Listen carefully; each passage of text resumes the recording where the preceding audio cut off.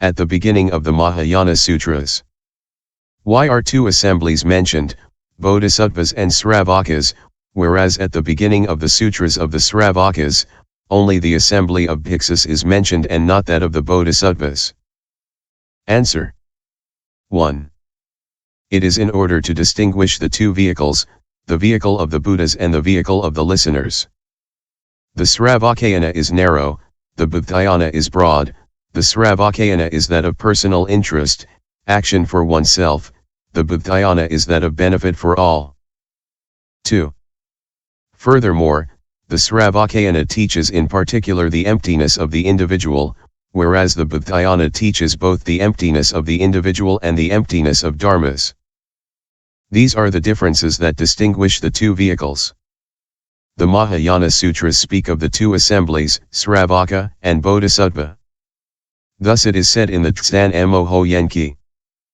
The practitioners of the Mahayana are able to bring joy to all. They bring benefit by means of the true Dharma and cause the supreme path to be found. The practitioners of the Mahayana have compassion for all. They give their head and their eyes and sacrifice them like a wisp of straw. The practitioners of the Mahayana observe the pure precepts. Like the plow ox that loves its tail but has no cares about its own life. The practitioners of the Mahayana have attained supreme patience. To slash their body to their eyes is like cutting grass. The practitioners of the Mahayana sea are zealous and untiring. Their effort is ceaseless like sailors on the high seas. The practitioners of the Mahayana cultivate innumerable samadhis, abhijnas, the Arya Marga, and balas. They have acquired the pure vasiddhas. The practitioners of the Mahayana discern the characteristics of dharmas, they do not destroy true wisdom when they are endowed with it. Their knowledge is inconceivable. The power of their compassion is immense. Without entering into distinctions, they consider all dharmas in the same way. The carts of the ass, horse, camel, and elephant, although similar, are not comparable. In the same way, the bodhisattva vehicle differs from that of the sravaka. The one is great, the other is small. Great loving-kindness is its axle-tree, wisdom is its two wheels. Energy is its steed. Discipline and the samadhis are its nails. Patience and shame are its timbering, the dharnis are its reins. The vehicle of the Mahayana can cross over anything. Question. At the beginning of the sutras of the Sravakas, only the assembly of the bhikshus is spoken of. In the sutras of the Mahayana, why is not the assembly of bodhisattvas the only assembly spoken of? Answer. It is because the Mahayana is broad and all the vehicles enter into it, whereas the vehicle of the Sravakas is narrow and does not contain the Mahayana. Thus the Ganges does not contain the great ocean because it is narrow, whereas the great ocean can receive all the rivers because it is vast. It is the same for the Mahayana. A stanza says, the Mahayana is like the sea. The Hinayana is like the water contained in the hoofprint of an ox. The small cannot contain the great. This comparison is applicable here. Definition of bodhisattva. Question. What do the words bodhi and sattva mean? Answer. 1.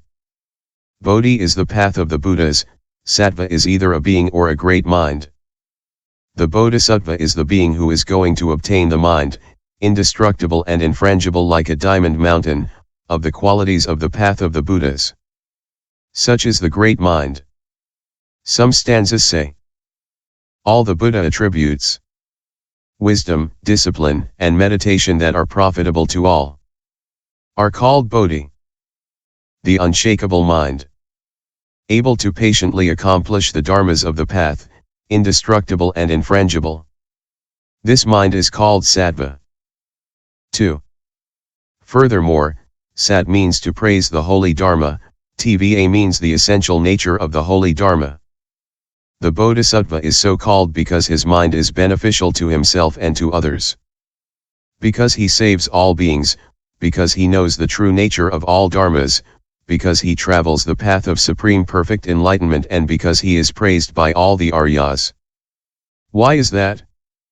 Among all the attributes, that of the Buddha is foremost, and because the bodhisattva wishes to attain it, he is praised by the aryas. 3. Furthermore, the bodhisattva is so called because he seeks to gain the path in order to liberate all beings from birth, old age, and death. 4. Furthermore, 3 kinds of paths are called bodhi. I. The path of the Buddhas. 2. The path of the Sravakas. 3. The path of the Pratyeka Buddhas.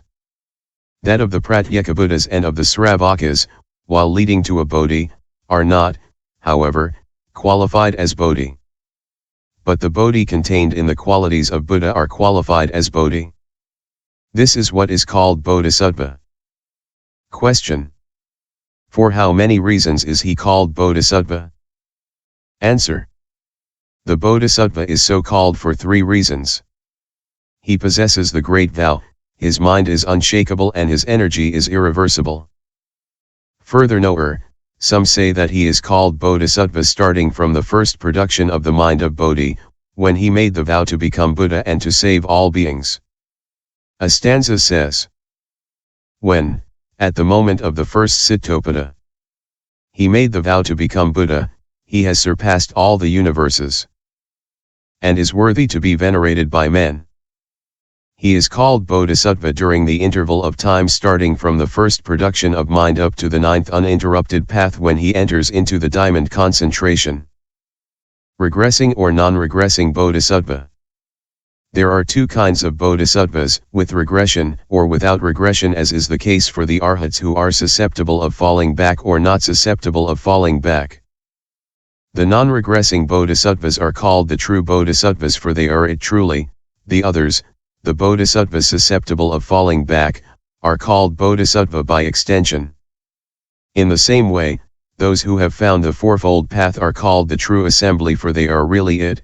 The others, those who have not found the path, are called assembly by extension. Question. How do we know whether a bodhisattva is with regression or without regression? Answer. In the Prajnaparamita, in the chapter of the Apipothe, the Buddha himself defined the characteristics. Regression has such and such.